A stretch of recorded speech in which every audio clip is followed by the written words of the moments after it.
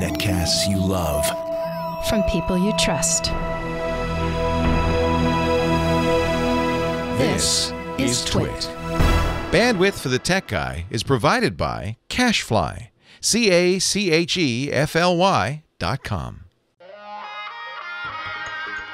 Hi, this is Leo Laporte, and this is my Tech Guy podcast. This show originally aired on the Premier Network Sunday, March 11th, 2018. This is episode 1470. Enjoy. The Tech Guy podcast is brought to you by Carbonite. From customer data to disaster recovery and backup, automatically protect everything in the cloud with Carbonite. To learn more, visit Carbonite.com. Well, hey, how are you today? Leo Laporte here. It's time to talk tech with the Tech Guy. That's me. This is the show where we talk about anything with a chip in it. So that would be, of course, your personal confuser, your internet access, your high-speed modem. Oh, no, we don't have those anymore. your 1200 baud modem. We do have smartphones. We have smartwatches. We have augmented reality, practically, someday. Magic Leap is making a prototype. That's kind of interesting. This is a company that has been all hype, no action for some years. Magic Leap. If you go to their website, they have these great demo videos. There's one, I don't think they have it up there anymore, where you're in the gym with a bunch of kids, real people in real gym, and a bunch of kids. And all of a sudden, a whale appears in the air and splashes into the parquet basketball court floor. And the kids, ooh and ah, as if they're seeing this whale, except they're not wearing any glasses. I don't think they're seeing a whale. I don't think they're seeing anything. And this was kind of always the issue with Magic Leap. They had these great videos, but they didn't really, they only showed a very select handful demos. Well, they say now they're going to make a prototype. They look kind of like welder's goggles that you'd wear, round, kind of shaded glasses. But the theory is they're augmented reality. Now, it's different from virtual reality. You've probably seen virtual reality or at least heard about it. That's those visors people are putting on. The Oculus Rift from Facebook or the HTC Vive or the Samsung Gear, those things you put on your face, the Gear VR, I guess they call it. And then you look around, and as you look left, the camera pans left. As you look right, it pans right. It almost feels like you're looking left and right and up and down, and stuff's happening all around you. You can turn around completely, and there'll be stuff behind you. And it's a very cool demo, which makes people first go, ooh, and then go, ugh. Get a little queasy sometimes.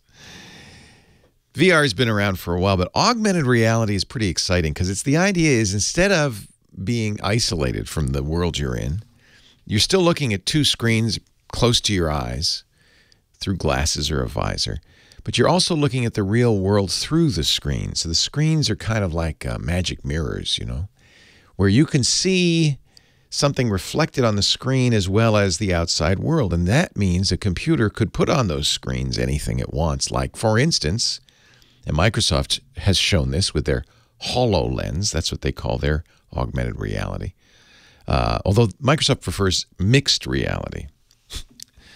And actually, mixed reality might be I don't know, they're both good terms. Mixed reality implies that you're seeing reality mixed with computer imagery. So Microsoft has shown you're playing Minecraft, but instead of playing Minecraft in the Minecraft world on a screen, on a TV screen or computer screen, that Minecraft building you're working on or visiting is on the table in front of you. So you're sitting at a coffee table or standing at a large, and you're looking at the table, and on it is a castle made out of Minecraft blocks, and you can peer in the windows and see things inside there. You can walk around it. That's kind of cool.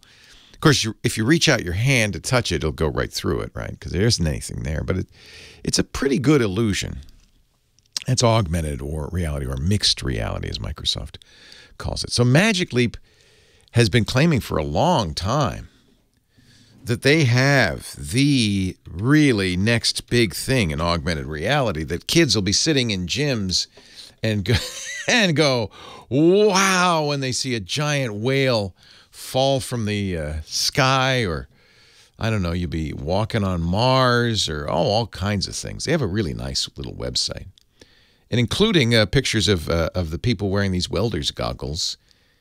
And it looks really like kind of very easy because they have on their hip, they have a little tiny disc size, kind of a Discman sized computer. And they have a little doohickey in their hands, kind of a joystick. And wow, that sounds really cool. Coming soon, they say, coming in 2018. But for developers only, it'll be expensive, thousands of dollars. But the problem with all of this is that Magic Leap needs a lot of money to get there. They just raised nearly $500 million more in funding from Saudi Arabia, the Kingdom of Saudi Arabia, $461 million in fresh funding. They got $502 million in October. They've received more than $2.3 billion in funding so far from a variety of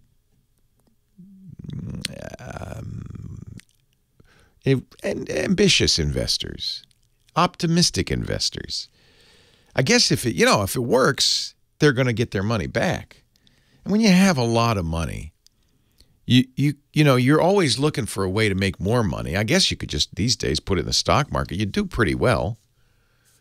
But people are looking for, the stock market, if you had your money in the S&P 500 last year, you would have made like 30 or 40%. You would have done pretty well. But these big rich people like the princes in Saudi Arabia, they want more than 40%. I want to double my money. And the only way you can, let's be realistic, you can conceivably double your money is by taking a risk of losing it all. And so they, hey, $500 million here, $500 million there, big deal. We can afford it. And if we double it or triple it or quadruple it, well, we'll be happy. Actually, the way it really works with venture capitalists and investors like this is they expect about, I think I've been told, 1 in 10 of their investments to make it. That means 90% of them will lose money. But the 1 in 10 that makes money will make so much money, it'll make up for all the losses. That means like they expect 10 times the investment return. That means the Kingdom of Saudi Arabia expects to make from their $461 million investment, $4.61 billion. Is that right? Did I do the math right? Yeah, that's a lot. Oh, yikes.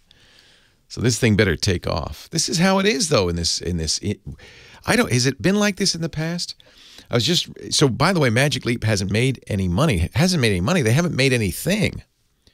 They haven't had a product yet. They've just showed a few people. I presume the Saudi princes looked before they invested, before they leaped. Magic leaped.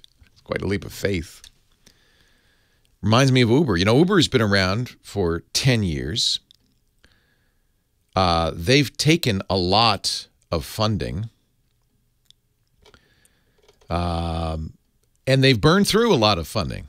9 years ago, Uber was founded. That's the ride-sharing thing. Instead of getting a cab, you hail an Uber or you call an Uber on the app. And they have lost $10.7 billion. $10.7 billion in the last 9 years.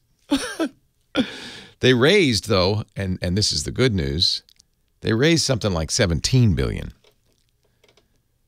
So they have a little left over. Which they will burn through at that rate pretty darn quickly, won't they? They've made no money. And one of the things people like about Uber is it's cheaper than a cab. Well, you know why? Because Uber subsidized the ride. It costs Uber more to give you that ride than you're paying, about 40% more. They subsidize the ride by 40%. So they lose money every time you ride Uber, but you're happy. And it's this fascinating thing that happens in Silicon Valley. We're going to lose money, but we'll make it up in volume. I see these numbers and I'm flabbergasted. I'm amazed. But this is the world of Silicon Valley. And sometimes they pay off. There have been many big payoffs. Companies like Facebook, Twitter. So maybe they'll pay off. That's what the Kingdom of Saudi Arabia is hoping. I just sit on the sidelines and watch. I'll just watch. Thank you. Leo Laporte, the tech guy. H-bomb in the house. Answering your phones. 8888 Ask Leo. Call me. Let's talk. High tech. Got some billions that'd like to invest? I could think of something for you. Leo Laporte, the tech guy. Perfect song for the fur-clad. Oh, you took your fur off. Heather Hammond. It got warm in the studio. Hi, Heather. Haven't seen you in ages. I blame myself because yesterday I called Kim Sheffer Heather Hammond by accident. How would that even happen? It's nice to know that you didn't forget me, though. My brain doesn't work as well as it used to, and I just mentally I just forgot. Okay. You did this job answering the phones for so darn long. How many years before you retired? I think it was 4. 4 years. Yeah, so that's why. crazy? And then along comes Kim.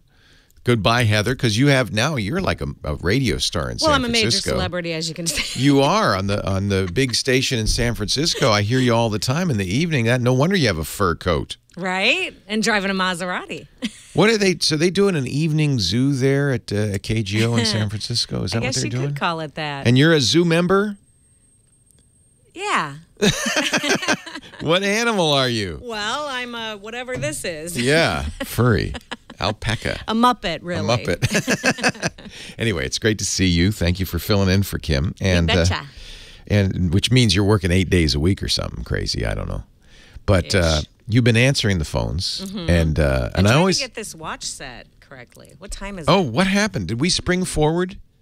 Oh, that's Did why. we spring forward? I didn't even notice. You know, nowadays with your computers and everything, it just happens, right? Thank you. Why do we even wear these things anymore? So, you need a digital watch. See, my Apple Watch is already correct. Oh. You have like a Timex that you have to set? You know I have a Cartier. What a savage. How do you live? You have to change? You have to wind the stem? Very old school. Yeah. Oh, that's what you do. I forgot. I know. You pull it out. And you go, Nowadays, though, I'm nervous about, like, if I pull the watch stem out of my Apple Watch, it'll actually break it. So nowadays, you never know what to do. You have to really read the instructions, I think. So it comes with a stem. They kept that intact. Yeah, isn't that weird? It has a knob, but it does weird things. Like if you turn it, it goes back in time, which I think is handy in a watch. They call it time travel. Exactly. So I could go back to yesterday when you called Kim Heather. Yes, and replace that. And now here we are, daylight saving time. If I say it plural, John will come running in and yell at me. People wig. People But know, I heard just John. audio of Dick Nixon talking about this when they first did it. And he called it savings. Yeah, 1966. And this is a recent thing. Account. Yeah, savings account. We are saving daylight. Right? Is that the theory? All it does is make me tired. Right? And then there's all that fog. I could barely drive. Yeah. And some of the fog wasn't in the sky, but in your eyes. Right. So foggy. Who should I talk to here today? Dave in L.A. All right. Still on the Windows 7. Oh, they're still on the 7. Thank you, Heather. It's great to see you again. Hello, David. How are you? Welcome. Well, hello, Leo. Thanks for taking my call. My pleasure. What can I do for you today? Well, actually, this is a call I should have made months ago. You know, I like Windows 7. I got Windows 10 as a freebie, but I like 7 better. Sure you do. Sure you do. Well, I mean, and I got a powerhouse of a machine, by the way. It's a 17-inch laptop, more of a desktop replacement. Okay, so was it invented in the Windows 7 era? Is it a child of the Windows 7 era, or even earlier? Oh, no. I grew up with Windows 95. Yeah, but no, that laptop didn't grow up with you. You haven't had that since you were a child.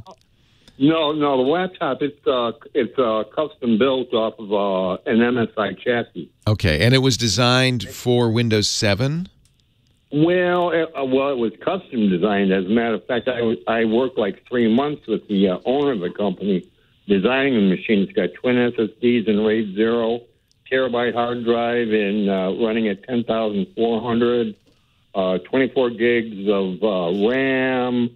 You just want to show off how cool your laptop is. I know that. Yeah. Well, yeah. So it sounds very nice. I'm jealous. Well, okay. Well, you see, here's my deal. Okay. Now, this, like I say, this is going back 6-7 months ago.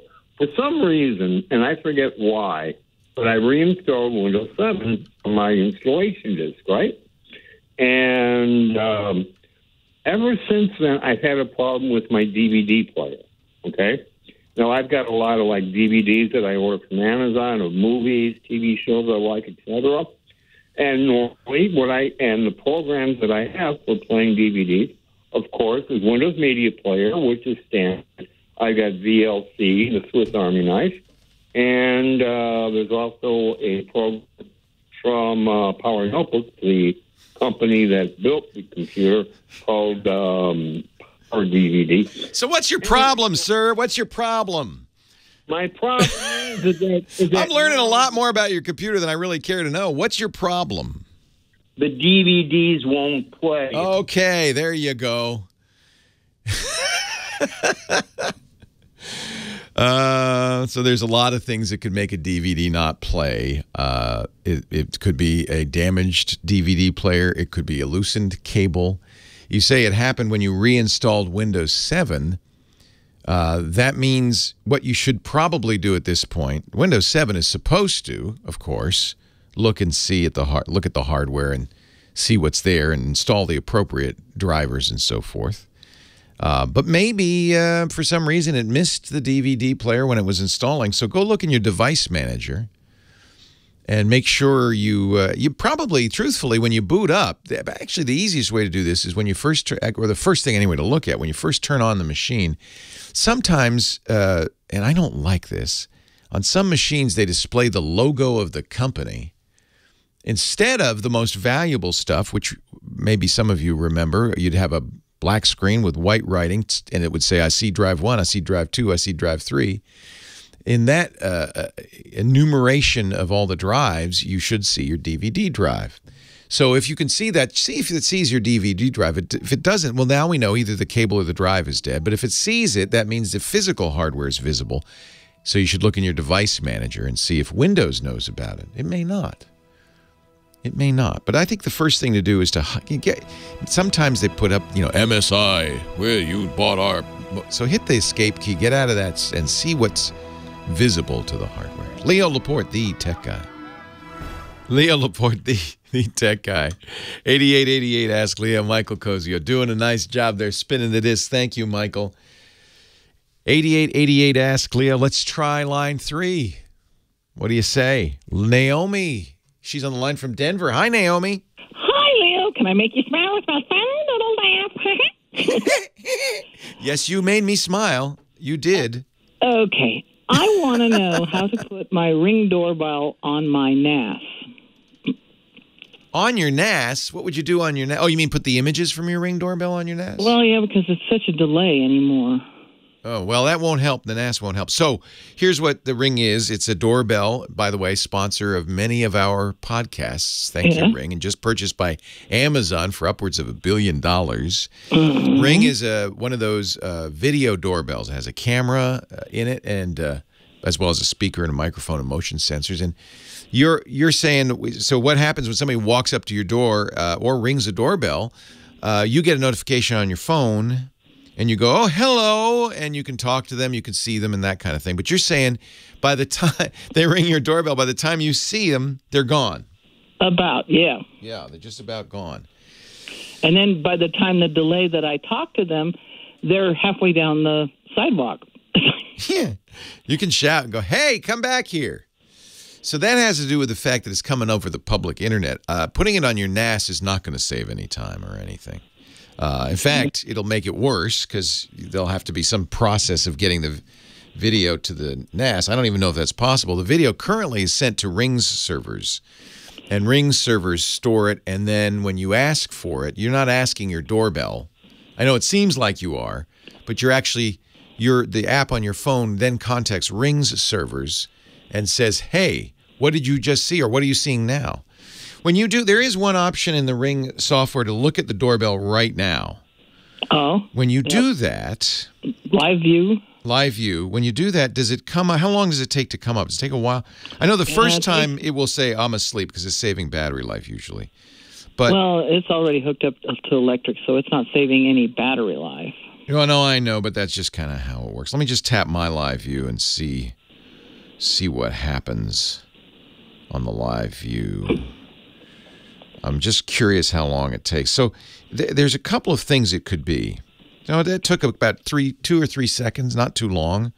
So if somebody rang the doorbell and I leapt to my phone and I said, yes, let's see who's there, a few seconds should be, I mean, unless people are giving up too easily on you.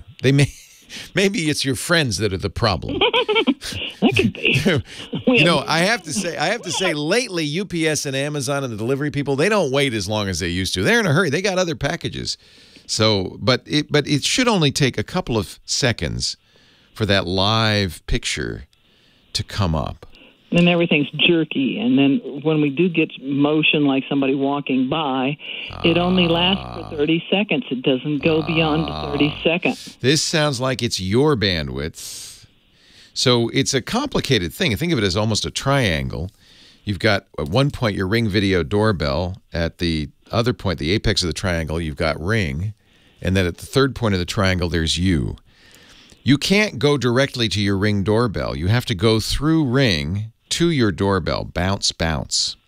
Yeah. And that bounce, there's 2 legs on that bounce. The leg from the camera in the Ring to the Ring servers, and then from the Ring servers to you. Now, if the Ring servers are fast, then it's your camera that's slow. And if it's stuttering, that sounds to me like the issue is your own bandwidth. Yeah, so you want to see if the Ring has a good connection to your Wi-Fi access point. Is it distant from the Wi-Fi access point? No, it says good reception. Okay. That's good. Good is good. How much? So who's your internet service provider? How much bandwidth do they give you? Well, we're only 6 miles from downtown Denver, yet we have only 1 gig available, period. Unless you go to cable, and I'm not doing that. So 1 gig or 1 meg? How many megabits per second do they tell you? By the way, it's not your download speed. Because it's your upload. You're not downloading that. You're uploading it. So how much is your upload speed? Is it 1 megabit? I think it's not that much. I think it's only 5 or whatever. Well, 5's not bad. 5 is more than enough. So it probably isn't speed, although stuttering video usually means it can't keep up. It can't play the video back because it doesn't have enough bandwidth. So, by the way, it could also be the leg from Ring to you, where you are. So where are you that you're having trouble? Is it everywhere? Well, we're kind of in a rural area, if you can believe it. No. When you're on your phone and it's slow, where is it doing? Where is it slow there? Are you in your house, or are you talking about when you're out and about? Well, in the house. That's why in the house. I could put it on the NAS. In the house. So even though you're in the house, it's still a triangle. You still can't directly connect to the doorbell. I believe when you connect to the doorbell, even in your house, you're still going to the Ring servers. That's actually an interesting question. I would say almost certainly it's your own bandwidth. And you said to me that you have slow bandwidth. Yeah, and everybody's on it. That's pretty much going to be the culprit here, I think. Yeah, I was kind of wondering that, too. And that's another reason why I wanted to go to NAS. No, it won't help because you still have to go out to the outside world to Ring and then back. So there are, by the way, cameras, but you just won't work with the Ring. But you can have cameras that connect. If you have a network-attached storage device, I use a Synology, that does it, that will support security cameras. In fact, that's the security cameras in our studio are connected to a Synology NAS. And if that were the case, then you would be connecting not to some outside server out there in the world, but directly to your network-attached storage over your own Wi-Fi. And that would be faster, but it won't work with the Ring. You'd have to get a camera. But you might think about this. If you've got well, whose NAS do you have?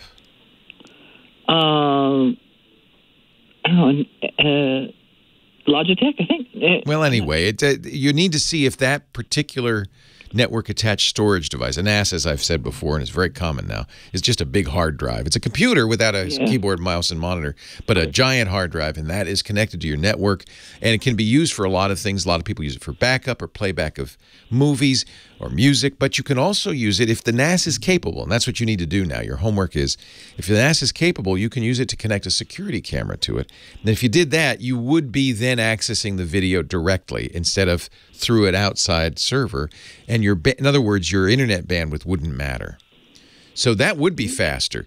Now, you can't do it with Ring, as I said, because Ring only works with the Ring service, but you could, so this is what you need to check. Does my NAS support cameras? Which cameras does it support? You could put a camera either where the doorbell is, or keep using the doorbell, but put a camera up. Does the doorbell ring in time, or is it just video slow?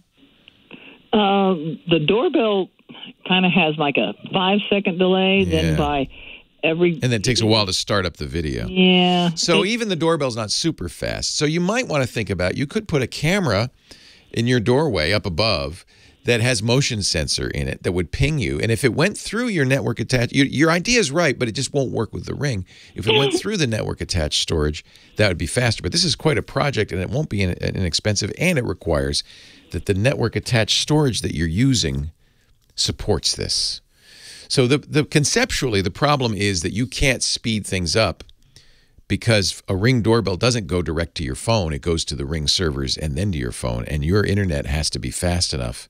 And I suspect the problem is not speed so much as latency. It can't have any delay. So when somebody rings your doorbell and 5 seconds later you hear it on the phone, that means there's latency in your network. Your network is slow, not speed-wise, but to respond.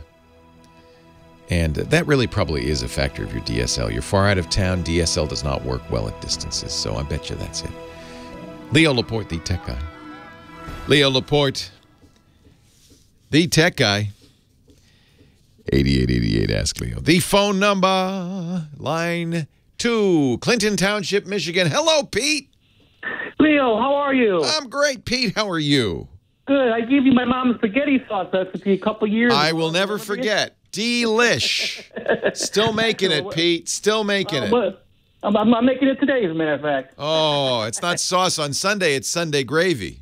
I got you. That's what they call it. Yeah. I have two questions. One, my wife and I go into Hawaii in May. Yeah. So it's a long trip from Michigan to Hawaii. Yeah. So I'm looking for an MP3 player, okay?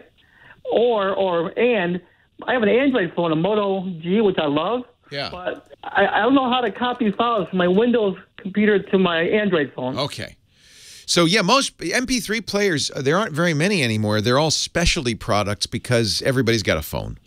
Correct. And if you have enough storage on your phone, then, you don't really need an MP3 player, except for, maybe you want to keep the battery life going on your phone or something like that. Right. So some people carry a battery pack with them and do it that way. I'm going to give you two answers. So on an Android phone, you can absolutely copy files over to the Android phone. On a Windows machine, it's easy. You don't need any additional software. You just need to tell the phone that you're going to be in transfer mode. So you have to go into the settings and turn the USB plug into Mass Transfer Protocol, MTP. Okay. Once you do that, the phone will show up as a drive on your computer. You need to find the music folder, and it'll be in there somewhere. You just have to browse around. It's in different places on different phones. Otherwise, I'd give you a direct location. But, it's usually something like SD0/Android/data/music, something like that. And in there, you could just drag the files in there. Most Android phones will play a variety of files, certainly any MP3, but they'll play WAV files. Some of them play FLAC files. It's pretty smart as far as playback. So I want to play my Beatles collection. Me too. I always put my I got the special Beatles collection when they remixed. I put that whole thing, and I usually put it on in FLAC because I want to have all 24 bits. So I put it on there in FLAC, not compressed, and I do that. And that's actually, it's funny that you should say that because as soon as I get a new phone, first thing I do, put the Beatles on there. It's a good thing to do. But the other way to go, and it maybe for people who don't want to deplete their phone in flight, there are MP3 players, and there's actually some very good MP3 players out there that are not hugely expensive. I use what's something called a FiO, F-I-I-O. FiO. It looks just like an iPod. This is a Chinese company, still makes them, but they play back a high-resolution music. That's why I have one. The FiO X1 is only $90. It's very inexpensive, and it will take a micro SD card, one of those small SD cards like you put in your phone. So you can take that, put it on your computer, copy. You know, you can get 256, 128 gigs or 256 gigs, so you can put your whole collection on there, more than you'd be able to put on your phone. And it's got battery life that'll go, even if you're flying to Singapore, it'll go a long, long time. It supports all the major music formats. And FiO puts very good, what they call DACs, digital to audio analog converters in there, and very good headphone jacks. FiO if you look at FiOs, though, there are a lot of different FiO devices.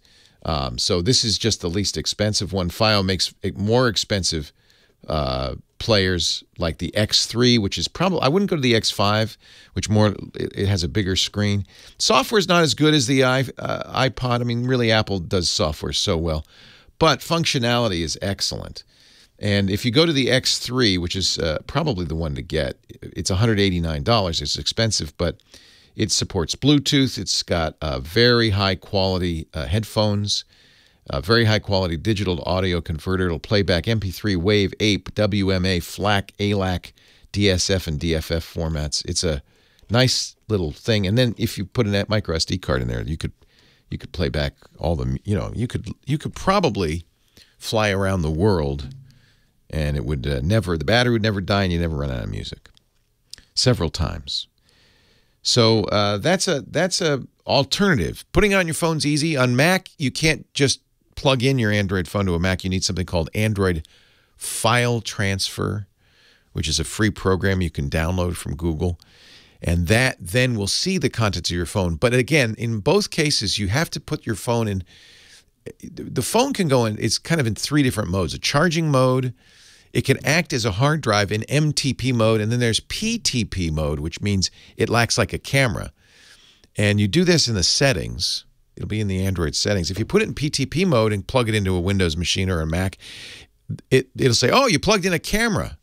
And it'll launch whatever Photos app that you use and start copying photos over. So you want MTP, which I think stands for Mass Transport Protocol. It's not Music Transport Protocol, although if it is easier to remember for that, that's the way to do it. MTP, Music Transfer Protocol. And then once you put the phone in that mode, the phone will show up as a drive on your desktop that you can copy and files to and from. Another way, it's a good way to get stuff off of an Android phone. It's one of the nice things about Android phones that they do that. Let us go to Santa Monica and George. Hi, George. Good morning, Leo. This is a drizzly Santa Monica rainy day today, but my brother lives in Australia, and we've been FaceTiming since I had my iPad for 2 or 3 years. Isn't that great? I do that with my mom back east. I love it. Yeah. And the last 2 or 3 weeks, I'm having trouble. I call him up, and he pushes the connect. His picture comes on the screen for 1 second, and then it says poor connection. It's been doing that. Yesterday, I couldn't get a hold of him at all. That's him, not you. So that happens. Actually, it happened from time to time for my mom, so I got her new router. He needs to have enough bandwidth, and he needs to be close enough to the Wi-Fi access point so that he has good connection, because it's sending video and audio. So we've gotten so funny because you're seeing pictures from Australia, dude, and audio in real time. It takes a little bit of bandwidth to do that. So tell him to get closer to his access point. And if that's still not enough, maybe his bandwidth has gone down. He should check with Telstra, whoever his ISP is, and say, I need more bandwidth so I can FaceTime my bro. Isn't it amazing how we've gotten so used to it? I can't see him in Australia. Well, needs more bandwidth. Leo Laporte, the Tech Guy.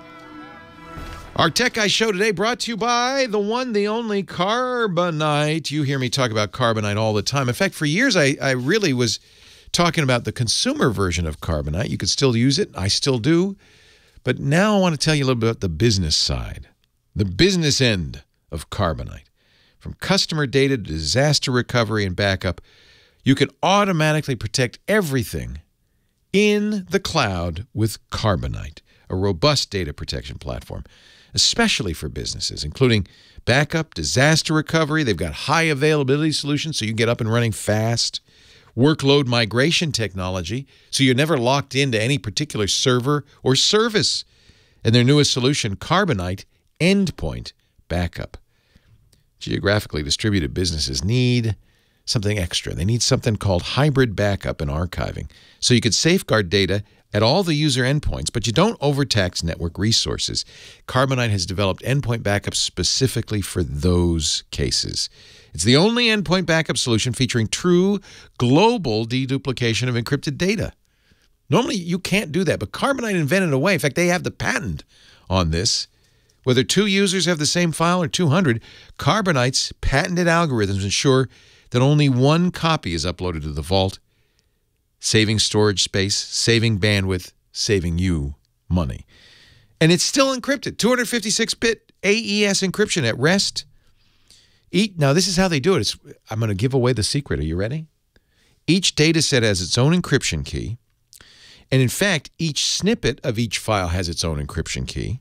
So that has 2 benefits. It allows deduplication, right? Because you're only going a little chunk at a time, so you can see the duplication. And even if the key is lost or stolen somehow, the bad guy only gets a snippet. Never gets the whole file. Brilliant. Carbonite Endpoint Backup can cover up to 2 million endpoints in a single vault. And of course, you can use as many vaults as you need. So Carbonite will scale to your size. You could be, anything from a mom and pop tire shop to Apple computer. They can scale seamlessly. Carbonite Endpoint Backup offers maximum flexibility. You can deploy it in the public cloud, in a private cloud, on-prem, or any combination. And you can move it around so you're never locked in. Their quick cache tool, this is unique to Carbonite. It's very cool. Backs up small data sets locally throughout the day over the LAN. So that's fast. Doesn't use precious bandwidth. It's lickety-split. And by the way, it means if you need to restore a file, chances are you're going to restore it locally, which is about 10 times faster. So backup's faster, restores faster. There's minimal bandwidth disruption. But then, of course, at night when the bandwidth is underutilized or whenever it's down, maybe you work at night, maybe during the day, it'll then back up to the Carbonite cloud. So you get the best of both worlds. It's a hybrid solution. Carbonite Endpoint Backup also has things that your IT department will appreciate. Things like remote wipe for even more security and peace of mind. It makes phone and tablet backup easier than ever. You can centralize management, set retention and access policies easily from the center of power, the base of power. You can delay backup if those devices are on cellular or battery power. Rapid access for end users to any file backed up across any of their endpoints, whether they're at home, at work, on the road, they have access to it all. Carbonite Endpoint Backup, and you have absolute control, and I love that. Carbonite.com, find out more about it. Carbonite, the data protection platform that fits your business. Carbonite.com. Well, hey, how are you today? Leo Laporte here, the tech guy. Yes, it's time to talk tech. Computers, the internet, home theater, digital photography. We've got smartphones. We've got smart watches. We've got augmented reality, virtual reality. We've got venture capital. We've got anything with a chip in it. There's no chip in venture capital. 8888 Ask Leo is my number. 888-827-5536. That's toll-free from the U.S. or Canada, as all 888 numbers are. And if you're outside that area, you can still use Skype out or some other form of VoIP to call. It shouldn't cost you anything. Easy to remember. 88, like 88 keys in the piano, right? 80, if you remember that. 8888 Ask Leo. Leo is lying on 2 pianos, and you can ask him anything. Like, why are you lying on those 2 pianos? 8888 Ask Leo. See how easy that is? Website, techguylabs.com. We put everything I talk about on the show up there. James DeRuvo, James DeRuvo does it. I don't do it. James does it. Thank you, James. He's just writing as I'm talking. He's putting it up there. And then after the fact, Josh Windish, who also works on the show here in my office, he will put audio from the show and video from the show up on the website. And it's very handy because anything I say, you can find it there. If I recommend a site, a product, it'll be there. Links will be there. If our photography guy or our travel guy recommends something, those will be there. It makes it very easy.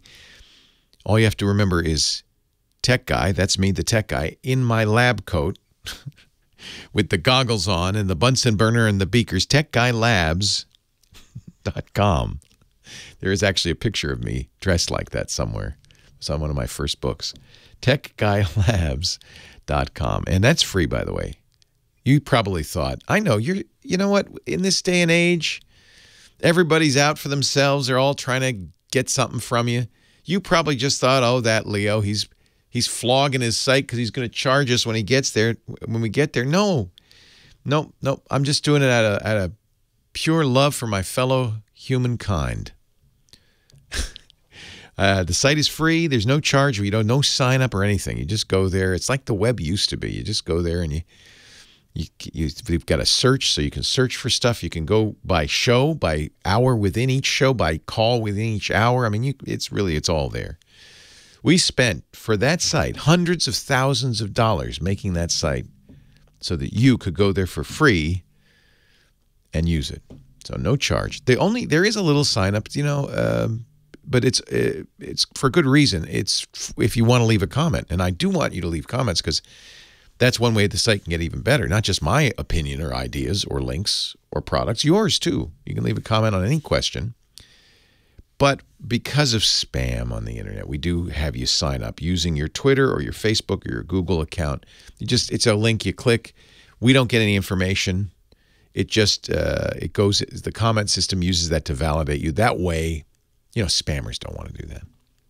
And if they do, well, then we can clobber them because we know where they live.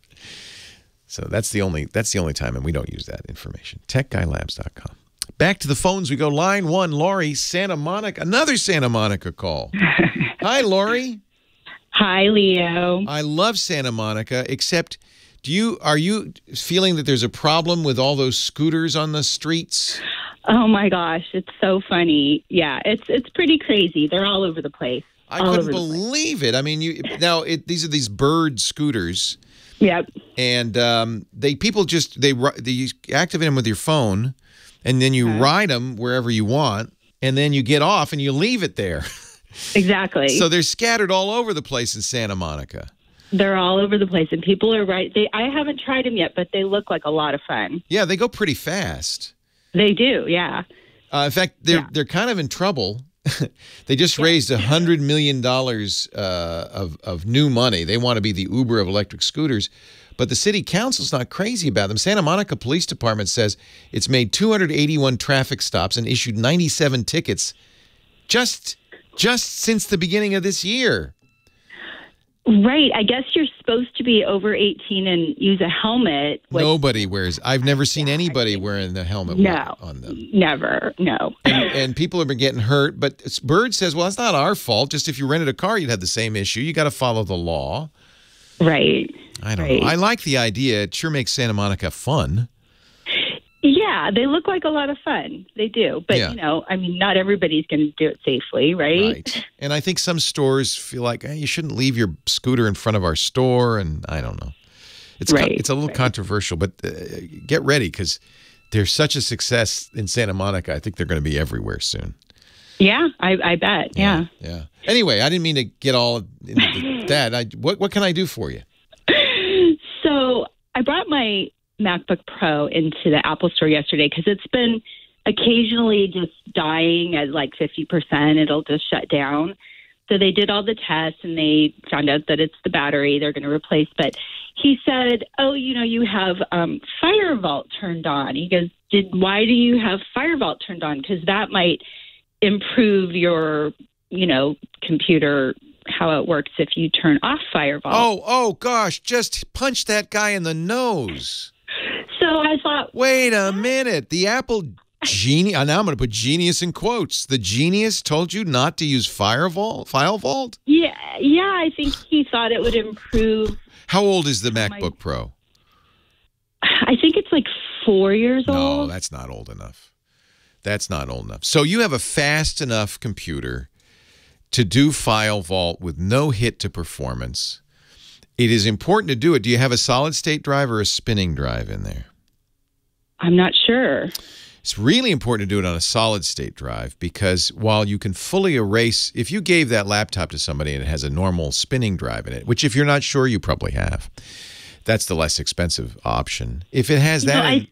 I think it's actually, I think it's the newer one. I think yeah. I think on a spinning drive, you can fully erase it, but you can't fully erase a solid-state drive. So my advice to everybody using solid-state memory, whether it's a phone or a laptop or a tablet, is to use, if encryption's offered to you, and Apple does, this is built in, part of Mac OS, use it. So you were right to turn it on. And don't listen to that nut job. How could a genius say that FileVault is a bad thing? So it's not encrypted. So when does the encryption? It's if I ever give the computer away. Is that what it is? Yeah. If somebody steals your computer, and takes the hard drive out. Now you know that if they steal your computer, they can't get into it because you've got a password on it. Right. But if they take the hard drive out and put it in another computer, if it's not encrypted, they can look at what's on there. Oh, I see. That's what it's for. If it's encrypted, all it is gobbledygook. If you give the computer away sometime, all you have to do is, erase the operating system and it'll be gobbledygook. They'll have to format the drive and reuse it. They can't get your data. It protects you against loss and theft. Okay. And you should do it. It's built in. It does not give you much of a performance hit. Maybe if you were using a 10-year-old computer. But no, not on a 4-year-old MacBook. Absolutely not. Okay.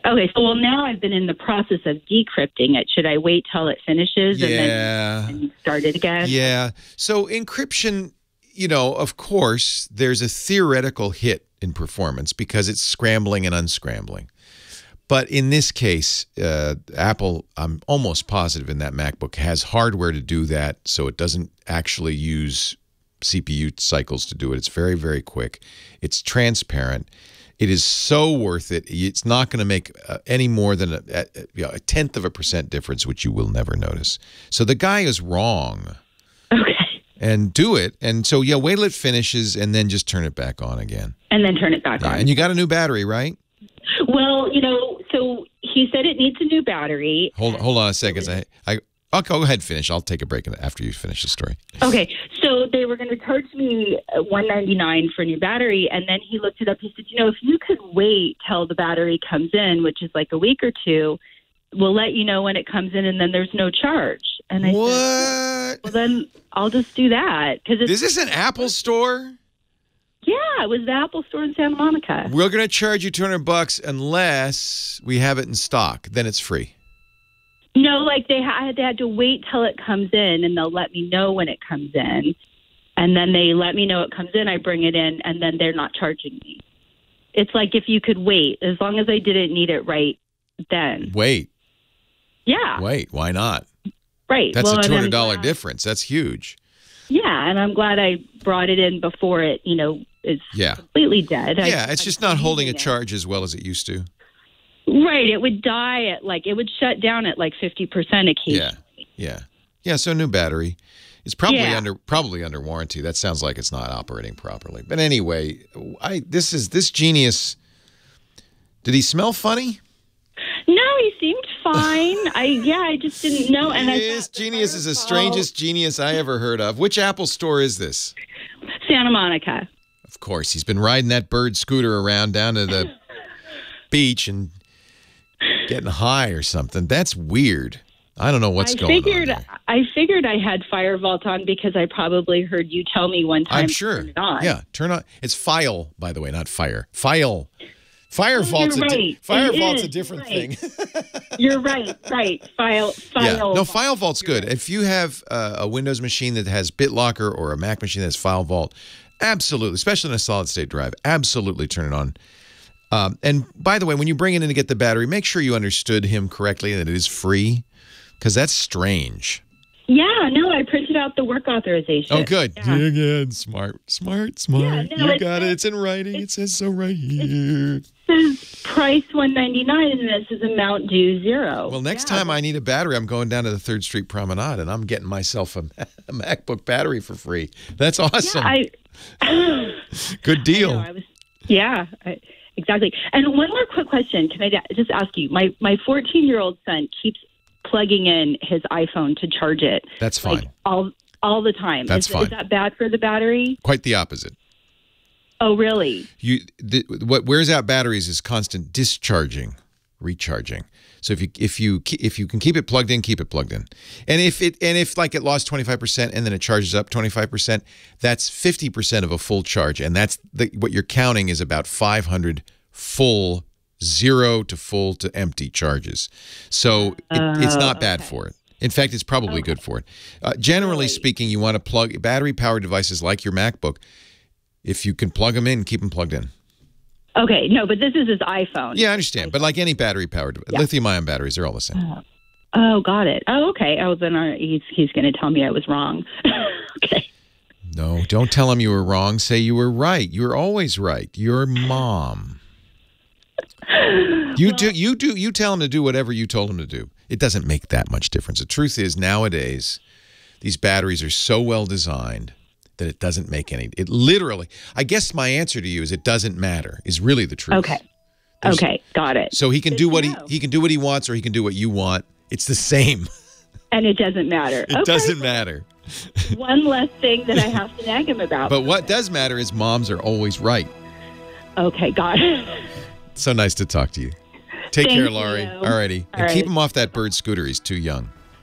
Leo Laporte, the tech guy. 8888. Ask Leo. We will dedicate that song to the genius at the Santa Monica Apple Store. Geniuses at the Apple Store. You know, Apple made a mistake calling them geniuses. Let's face it. Not that they're not smart. And most of the geniuses I've met, and I've met quite a few, because many are fans, and either when I go in the store and they say hi, or a lot of them come to Apple for training. They used to all come to Apple for training. I think Apple has stopped doing that. They do regional training now. But often when they come to the Cupertino campus, they come up and visit me because I'm nearby, little drive up the peninsula, and they come and visit and say hi. So I've met, I would say, hundreds of geniuses. And every one of them I've met are good-looking, smart, well-spoken, and they know their stuff. But every once in a while, I get a call from somebody who went to an Apple store and someone told her something completely nutty. And this is the case. It's not completely nutty to say that using the encryption on your hard drive could slow down your computer. That's not inaccurate. In fact, it's probably literally true. But on a modern computer, it's not slowing it down enough to probably even be noticed, or in many cases even measured. Partly that's because modern computers have hardware decryption encryption technologies. They do it in the chip, and that's much faster, so much so that the computer barely breaks a sweat to do it. So in general, it's a good idea to encrypt your hard drive. The safety value of it is huge. If you have anything, now maybe you don't put anything on your computer that's important or that you would mind a bad guy getting. But don't forget, there's stuff on your computer that, if you have used a credit card on the web, it may be that that's stored in your browser. A lot of browsers offer, and sometimes people forget to say no. Browsers offer to save that information. Probably shouldn't let the browser do it, but if you did, well, it's in there, and if the bad guy gets your hard drive, well, he gets other stuff too. So use that encryption. It's just a good idea, and it doesn't on anything modern, anything made in the last few years, it doesn't slow it down at all. So that's a good idea. Now, I don't understand what kind of Apple policy it is that if you order a battery replacement while the battery's not in stock, it's $200. But if you wait till it's in stock, it's free. I don't really but I also should point out geniuses have huge amounts of leeway. They really can. That's why you want to be nice to them when you go in the Apple store. They can do a lot of things. The only person they really have to answer to is their manager. And in general, Apple will always err on the side of better customer service. A happy customer is always better for Apple. than an unhappy customer. So they'll err on the side of doing more for you. So you should be nice to them, bring them candy, compliment them on their good looks and high intelligence level, and they'll often give you free stuff. And I think that's possibly what's happening in this case. I don't think it's Apple policy in general. And to all the Apple geniuses I know, thank you, because you do a good job. You really do. Leo Laporte, the tech guy. Leo Laporte, the tech guy. 8888 Ask Leo. Editorial comment provided musically by Mr. Michael Cozio in the back room there. Spinning the discs. Thank you, Michael. And another Michael on the line from Kansas City, Missouri. Hello, Michael.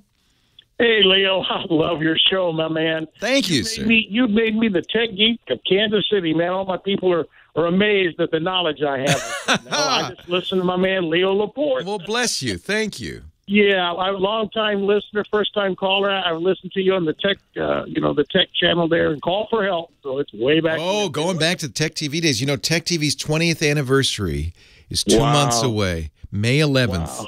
It will be. My. Yeah, isn't that amazing? It was called ZD TV in the beginning. ZD TV in the beginning. Yep, I remember it well, Leo. You're neat. the best, Leo. You help a lot of people. Well, I've been coasting on that Tech TV fame for a long time now, but thank you. Yeah, you're very knowledgeable, very professional, and you have a wonderful, sweet spirit, Leo. Oh, One day bless you. Come up here and see you, my man. You're making me blush. You got to stop it. Stop it. Stop it.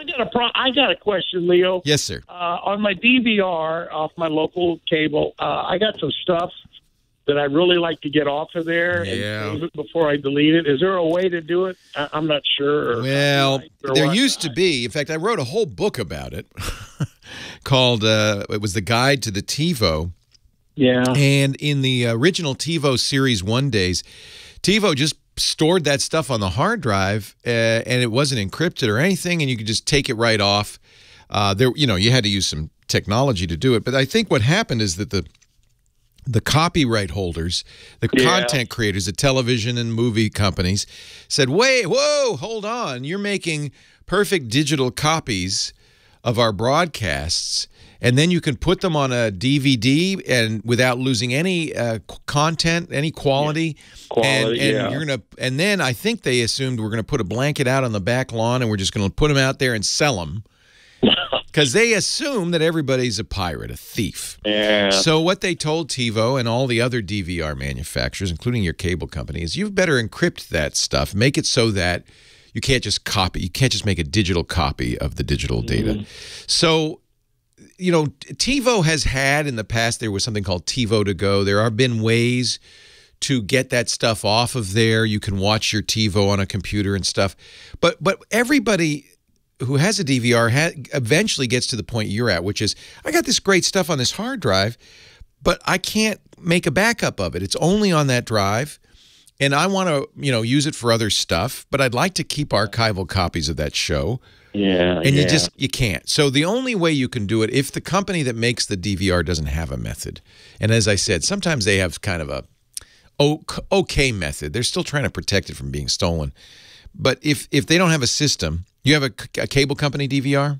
Well, it's not cable, but it's fiber. Okay, so you don't have a TiVo, in other words. No, sir. No. Because there are programs like KMTTG that will copy TiVo stuff off using this TiVo to go system. But if you can't do that, you really have to use the one other method, which is the so-called analog hole. It does turn out that there's one thing that nobody can prevent, and they don't even mind so much because it's going to lower the quality just a little bit.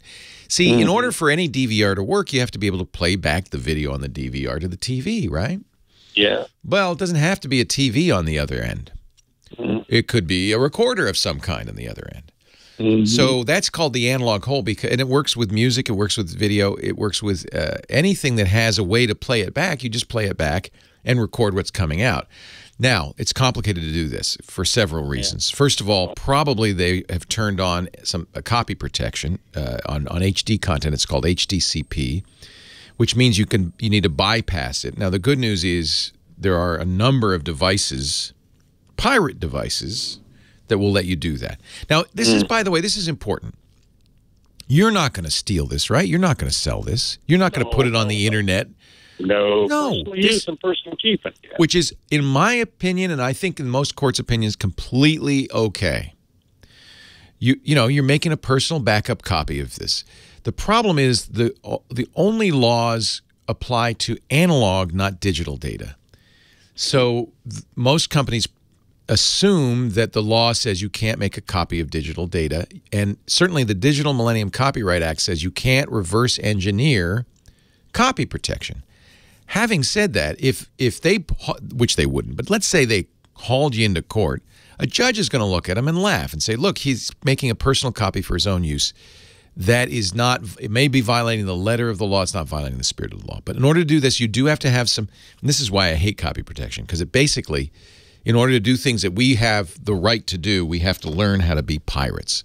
So you're going to go and you're going to buy an HDMI splitter cable or box. They sell them on Amazon. They cannot label them strippers, HDCP strippers, but almost all of them are. They're made in China. They don't care about law. So that, by the way, you're never going to do this, but let me just tell you. Okay. the thing. So in case they put copy protection outbound on the DVR, this will strip it off, and then you could record it into a VHS recorder. You could record it to. There are many DVD recorders that have I have one. video I in. have a VHS. Yeah, or video in. You could record it to anything that will play back a TV, that will receive a TV signal as if it's going to the TV, but instead. Now, there's no copy protection generally on the composite cables, the red, white, yellow cables. Yeah. Generally not on the analog component, the red, green, blue cables, but there will almost always be on the HDMI cable. HDMI. Yeah. So you take it out in some way. You maybe, if you have to strip off the copy protection, then you record it. It's kind of a pain in the butt. Yeah, wow. Probably not something you want to do. Now, here's the good news. Almost anything that you have on that DVR will sooner or later be streamed by somebody. Netflix, Hulu, iTunes, Vudu. Somebody's going to stream it. And there are other ways, I won't describe them, to get this content. Yeah. So I think most people who say, well, I could use the analog hole, the reason that companies don't mind so much is generally that's going to degrade it, or you'll have to break copy protection. They figure, well, that will get them there. Thing is, if you don't distribute it, there's no, as far as I'm concerned, there's no way they're going to prosecute you because you're not doing anything wrong. Yeah. Anyway, frankly, is it a movie or a TV show? Then it's worth. Yeah. More effort than it's worth. Yeah. Is it a movie or a TV show? Is it a movie or a TV show? No, it's no movies. No, it's not movies. It's some various television shows, and and just like news news things and stuff like that.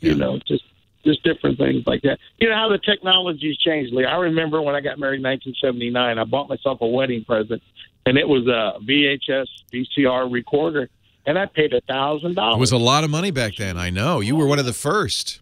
Yeah, and I bought a Fuji videotape, a T120, and it was $20 a tape. I know. And then I was in a movie club with the guy. He had a movie club. He charged me $100 to join the club, and then there's $5 to rent a movie. And I thought, whoa, that's a lot of money. For real, I did all that, Leo. It's just crazy. Yeah, you don't want to go back to those days. The truth is, all of this stuff is dying out because people want to watch content on demand. On demand. And you don't need a DVR for on demand. DVR was a way of making something that wasn't on demand.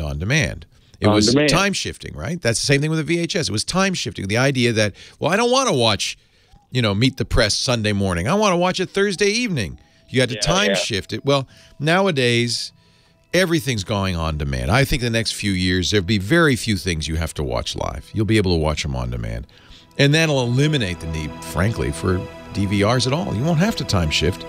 Everything will be served to you whenever you want it. Thank goodness. Leo Laporte, the tech guy. Leo Laporte, the tech guy. Call me. Tell me something good. 8888 Ask Leo. Christy's on the line from Apple Valley, California. Hi, Christy. Hey, Leo. Hey, welcome. Oh, thanks for taking my call. Larry, you're my only hope. Uh-oh. Help me, Obi-Wan Kenobi. Yeah. Just the last couple of days, both Java and JavaScript is not being allowed by my browser, which I'm using Mozilla Firefox and 32-bit. So how do you know? What are you getting? Well, depending for JavaScript, it allows the little pop-up things on a website. So there are settings in any browser that can disable JavaScript. Java's another matter. Java's despite the name, Java has nothing to do with JavaScript and is a very different beast. And I understand that. Yeah, but JavaScript you can disable in a browser. I don't recommend it because almost every site, including all of my sites, use JavaScript for one reason or another. What JavaScript is it allows your browser to run code. So the JavaScript comes in from the website just like the HTML does. The HTML only can do a few things. It's a layout language, so it can only do a few things like font size and pictures and things like that. But if you want to have a button that you press that goes in and comes out, if you want to, any visual effects, if you want, there's a lot of reasons you'd want JavaScript on a page. So if you disable, you can go to the browser and disable JavaScript, but you'll see the internet experience is terrible. But are you getting a warning? Are you getting something saying, I'm sorry, I don't support JavaScript, or is just your pages look strange? What happens is when I hover my mouse over the whatever point that would allow a little pop-up, I get the JavaScript -void and then paren. You're getting an error. You're getting a JavaScript error. Right, and it's happening on all three of my systems. I've got 3 separate deals. They're not networked. Do you have other browsers? I know you do. Can you try the other browsers? Do you get the same result? I haven't. I didn't go to another browser. I don't think you would. It sounds like it's something broken in Firefox, but... and I've gone through all of Firefox's steps to try to enable it, and nothing. Yeah, it's not that it's not enabled, it's that it's not interpreting the code properly. You have an up-to-date version of Firefox? I do. That's really interesting. So you have the browser. One of the things, really the main thing a browser does is it takes a stream of information from a website and interprets it. If it's HTML, it lays out a page. If it sees an image tag, it says, oh, there's an image. It goes and gets it, puts it at that spot, that kind of thing. And among other things, it's interpreting JavaScript, which is a programming language. As it comes across usually as text, and the browser goes, oh, you want me to run this program. It waits till the whole program is downloaded, and then it runs it. And that's the mouse over, for instance, which you're seeing when the mouse hovers over a button. That's JavaScript. It's saying when the mouse hovers over the button, do this. I'm not sure what's going on here. This is so fundamental to the way Firefox works. I'm going to think it's not actually something wrong with Firefox. It's something. Do you have an extension? You must have some extensions installed in Firefox. It's my guess that one of these extensions is interfering. Okay. Does that sound right? You can launch Firefox in a safe mode, and that will disable all extensions. Let me see what the command is. I can't remember off the top of my head. So let's see. Restart with add-ons disabled is in the menu button under Help. Okay. So restart with extensions disabled. If you no longer see the problem, then you know this is an extension. Okay, well, it's happening to all 3 of my machines. Yeah, but, maybe there's something you always install. I don't know. Yeah, okay. Okay. Then as a separate question, I know they're different. All 3 of my machines are also not seeing Java. Java's a separate thing. So Java is a real programming language. Well, I guess JavaScript is too, but Java is a real programming language that we generally want to disable in our browsers these days because it's a security vulnerability. So there's a setting in your Firefox browser that says disable Java. And Java can run in 2 different ways, but the most dangerous way is via a Java plugin. And if that runs automatically, so it could run transparently without your knowledge, and it would run a program that could take over your computer. So it is a major security flaw. They've taken all browsers now disable Java plugins. So you can re-enable them. I wouldn't.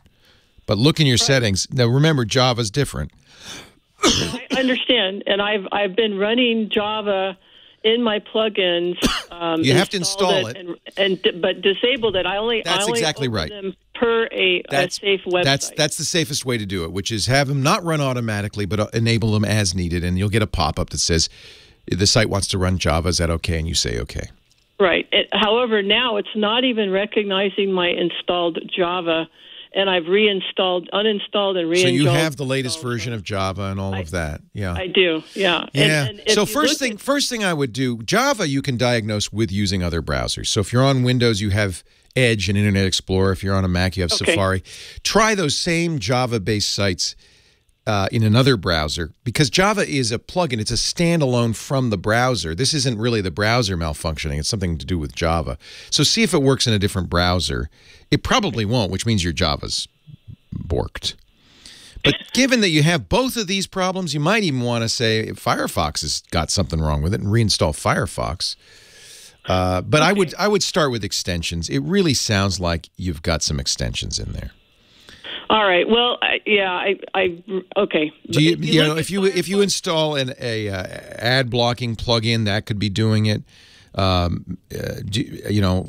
There probably is something that you install on a regular basis that's probably doing it. Try it in safe mode. See if everything gets better in safe mode. The Java thing is a little more complicated only because, but you're doing it right. You're doing it the way we want you to do it, which is don't run Java plugins automatically. Only run it if the user says okay. There's something going on there. And by the way, Firefox does have syncing. If you've turned on syncing, anything you install on one of them will then install on the others. So if you're using syncing for your passwords or your bookmarks or that kind of thing, you may even be syncing them over. The other issue somebody's raising is maybe you should be using 64-bit Firefox. I don't know about that. I will put a link to the Mozilla support page for issues with extensions in Firefox that might help you figure out. It's at least got a diagnostic process that you could run through that might help you figure that out. I'll put that up at techguylabs.com. I'm sorry that's happening. Browsers really do. They're wonderful. I mean, this is often the case in computing. The thing that is really useful often is also problematic. Not at all uncommon, because in order to be incredibly useful like a browser, it has to do a lot of things. And sometimes those things can break. If you've got an idea, help me out. Give me a ring, 8888 Ask Leo, or go to our website at techguylabs.com. Sounds like she's visiting a variety of sites. It's really two disparate problems, although I guess a browser plugin could cause both of these issues. I'm not sure. Interesting.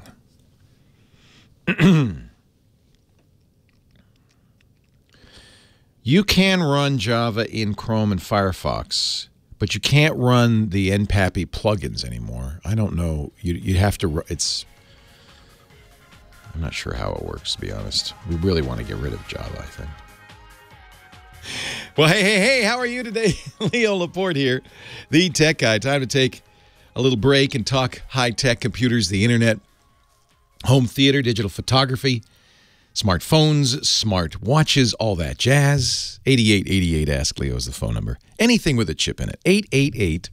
888-827-5536. And I mentioned that we put everything I say, all the links and everything in the chat room. We're putting some links in the chat room on how to, fix your Firefox browser, and if Java's not working, how to do it for our last caller. That's all at techguylabs.com. No charge.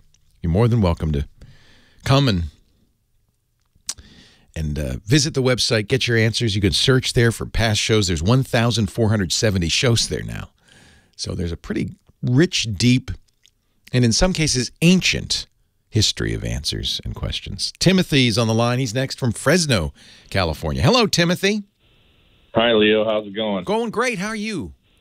I'm doing wonderful. I an honor to talk with you. I've followed you for many years. Well, thank you. I appreciate it. So, I just started a new job at a elementary school, Mm-hmm. and the MacBook Pro that they gave me to work on, about 5 years old. Okay, that's not too bad. You know, I use a 2015 MacBook Pro very, very happily. I don't like the modern ones. Agreed. And I've had older Macs, and they've usually worked fine. Yeah. This one, however, the RAM seems to. I seem to operate around like 20 megabytes of free RAM at any given time, and it just slows down. I've ordered 16 gigs. So most of these machines are 4 gig machines? Yeah, it's a 4 gig machine. Yeah. And so, I mean, generally 4 should be enough for most things. Where does it slow down? What are you using? Is it the browser? What are you using when it slows down? It's generally Safari or Microsoft, Excel or Word. Okay. And I've cut it down to where I'm only doing one at a time. I'm not even, running multiple apps at once. And you're running the resource monitor just to see what's happening with memory. Is that how you know? Yeah.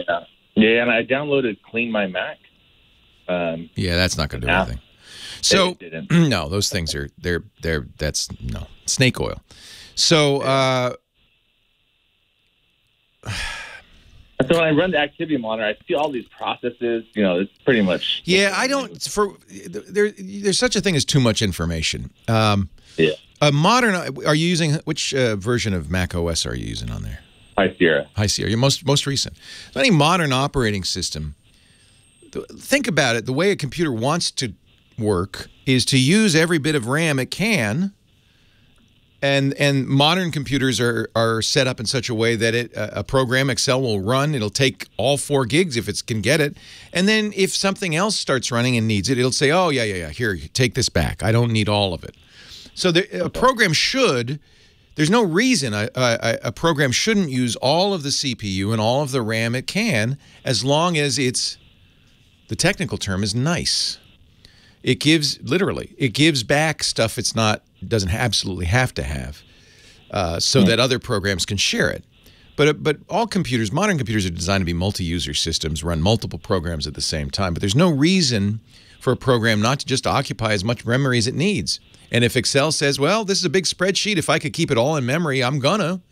If somebody wants some memory, all right, I'll purge out that memory and I'll try to, I'll swap in bits and pieces of the spreadsheet. I won't be able to keep it all in RAM. So it's not. So this is the problem with looking at the activity monitor and saying, "Oh, look at all that RAM." That may be perfectly normal. That may not be why it's slowing down. How is you have plenty of hard drive space on these? Yeah, I have 490 gigs free. PC guy's asking a good question. Do you hear the fans ramping up when you're doing this stuff? Is it suddenly getting hot? No, it's not. Okay. That's usually a sign, well, it could be a sign of two things. It's a sign the CPU is working hard and or that the cooling's not working very well. Sometimes with older laptops, you get dust in there and so forth. And I'm not sure why it's running slow. I usually look at the hard drive. Now, if you could get the school to give you some money to replace the spinning drives in these 2013 MacBooks with solid-state drives, you would absolutely see a speed improvement, and probably more than if you put more RAM in them. Okay. RAM, 4 gigs of RAM, especially if you're just running one program, is fine.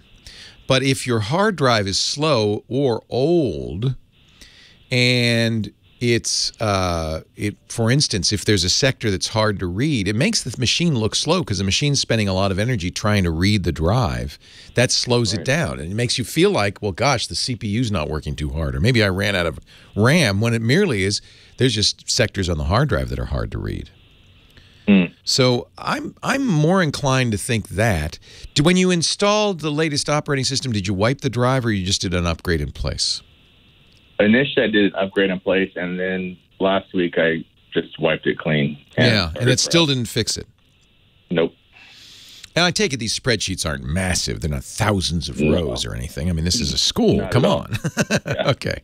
And you know, browsing is notorious for using CPU, a lot of it. It may just be the age of the machine, but you were able to install High Sierra, which means Apple thinks High Sierra should run just fine on it, and usually Apple's right on that. I'm not. They're all running the same way, though. They're all running slow. Just mine. Oh, it's just yours. It's just my computer. The other ones are fine. Well, this computer, I'm the principal here, and this is like the first computer the school bought 6 years ago. And so it's the oldest of the bunch. Yeah, when the former principal left, I got this one. So there are Mac utilities that you can run on the disk. None of them very good. Even disk utility doesn't do much. But if you format the drive and use disk utility to repair the disk, go through the disk, and reinstall, and it's still slow, then I might think that the drive itself is starting to get a little flaky. Okay. If it's just your machine, then you can go to macsales.com. That's Other World Computing. They sell upgrades specifically for Macs, is why I send people there, because you can look up that exact model, and they'll tell you whether you can upgrade it, that you'll see how much it is. You probably don't need a huge hard drive, so you can save money getting a smaller SSD. But an SSD would probably fix this, I would guess. All right. Well, thanks, especially since it's just your machine. If it were all of them, that would be different. Then it would mean maybe these machines are just too old to do modern things. But it's mostly just yours. Yep. Yeah. I took my 2015 MacBook Pro, and once I decided, I actually bought the brand new Touch Bar MacBook Pro. God, I hated it. So I gave it to an employee. And then I bought the same brand new 2016 MacBook Pro without the Touch Bar, and I hate the keyboard. So I retired that, and I had lying around an old 2015 15-inch MacBook Pro with a great keyboard. It had, I think 8 gigs of RAM. It had enough memory, but the processors are not that much faster these days. The main thing I did to it is I opened it up and I put it in a solid-state drive, and it's running beautifully. I don't notice any difference between it and my very expensive iMac Pro, which is my day-to-day desktop computer. That's the latest, greatest 10-core, 32 gigs of RAM Macintosh. And if I put them side by side, I can't tell the difference. So honestly, the systems haven't changed that much. CPUs are not that much faster. If it's not running well, it's slowly because there's something wrong with it, and almost certainly the hard drive. All right. Okay. Thanks for the call, and thank you for doing the most important work there is in our society, teaching our kids. The future's in your hands, and I think it sounds like it's in pretty good hands. Thanks for listening. I appreciate it. Leo Laporte, the tech guy. We'll get back to the phones and more of your calls. I'm going to go to Jake in Dallas in just a second. Stay here. Leo Laporte, the tech guy. 8888. Ask Leo. Jake's on the line from Dallas, Texas. Hi, Jake. Hey, Lee, how's it going, my friend? It's going great. How are you? I'm doing good. Before my question, I just wanted to give a shout-out to the whole KFI crew. I live in Dallas now, but I'm born and raised in L.A., so I took you guys with me, and I always listen to you guys. So you listen on iHeartRadio? Yeah, definitely. Isn't that great? I have just as bad a commute out here as I did in L.A., so it's a lot. iHeartRadio is fantastic because you can listen to any Clear Channel station anywhere in the country. So if you move, you could still hear your hometown station, which I love. I think that's great. Well, I'm glad you're still listening. And you listen to Bill Handel and all the other guys and everything. That's great. Yeah, that's nice. So the kind of theme of my question is kind of optimization. I have a custom PC. I do a lot of music production, so I'm really heavy on sample libraries, but I kind of put myself in a pickle because when I first got this PC, I was kind of bootstrapped, so I got a 128 solid state. Oh, those loops take up a lot of space, don't they? Yeah, so that didn't last very long. I got another 128, okay, and then that filled up pretty fast, and I said screw it, and I just bought a 500 gig solid state. So now I'm sitting here with these solid state drives, and I'd like to try to figure out how I can. There's got to be a better way to kind of optimize this somehow. Are they all still in place? Well, no. When I got that, you swapped out the little one for the big one, right? Place. Yeah. So is it a laptop? No, it's a tower. Okay. So you kept some of the drives in the tower. Yeah, they're all there. Right now they're just kind of like a backup, just kind of sitting there. But with the music production, I need to pull all those. What you really want is that you want to have everything on one drive, right? Well, I'm not sure. What program are you using to do your music? I do Cubase. Okay, and can Cubase load in Logic Pro Tools? can they load in loops on D and E and F and other drives? I mean, do they have to have the pieces of the puzzle all on the same drive? No. No, I can kind of route it. I just don't think it's probably pulling it as fast as it can. You think there's a speed issue? Well, I don't know, because it's kind of, they're all over the place, right? And I got 3 of them, so. It shouldn't make that much difference. It's unfortunate because Windows isn't the most modern operating system. The file system uses NTFS.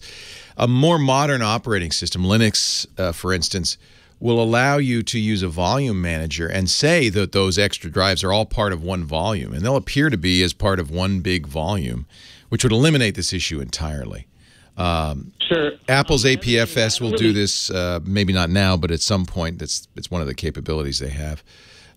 Sure. I don't really understand RAID or how that system works. And yeah, RAID isn't going to really solve.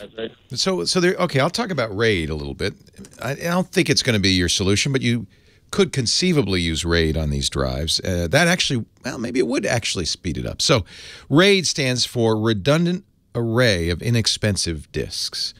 The theory was, well, we could make one giant hard drive by combining the capacities of 4 drives.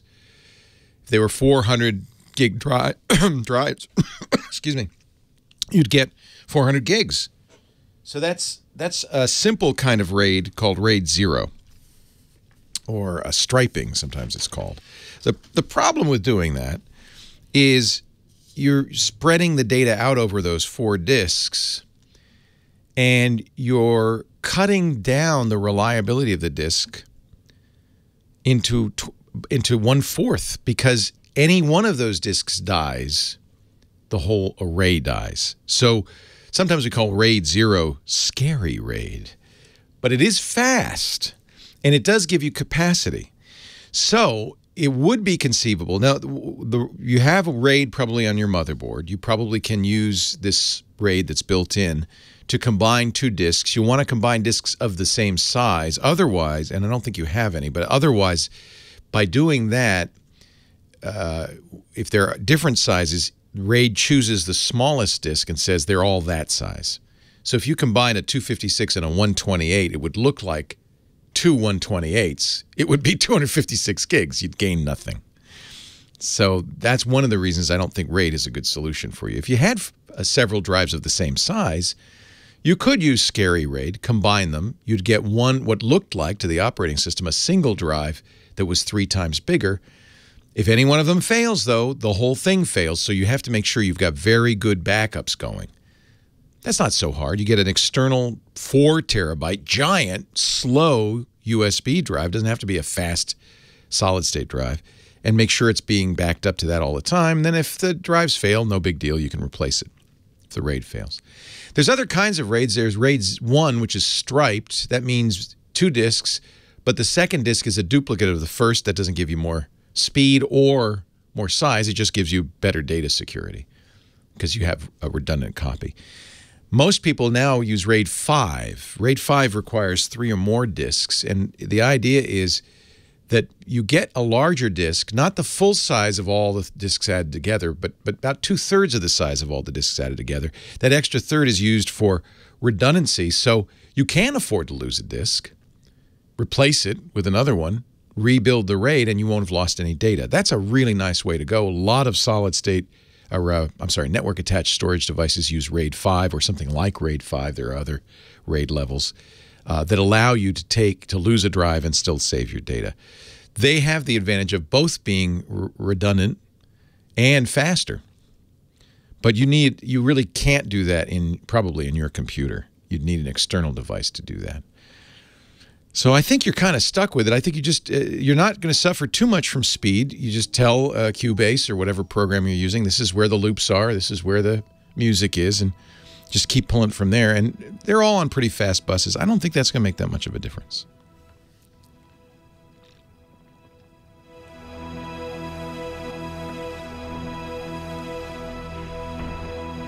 Can NTFS span? I thought that the Windows took that spanning out.